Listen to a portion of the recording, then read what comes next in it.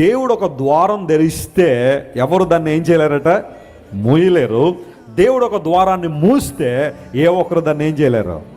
తెరవలేరు. నమ్మిన వారు స్తోత్రం చెప్పండి. హల్లెలూయా. వాగ్దానం నమ్ముతున్నారా ఈరోజు?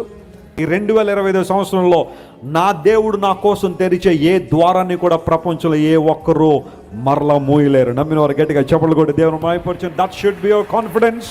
ప్రకటన గ్రంథంలో 7 సంఘాలకు ఉత్తరాలు రాస్తున్నాడు దేవుడు. ఈ ఫిలదెల్ఫియా అనే సంఘం దగ్గరికి వచ్చేసరికి దేవుడు అంటున్నాడు, నేను ద్వారం తెరిస్తే ఏ ఒక్కరు దాన్ని మూయలేరు. కొన్నిసార్లు ప్రార్థన చేస్తుంటాం, ప్రభువా నా కోసం ఈ ద్వారం తెరవండి.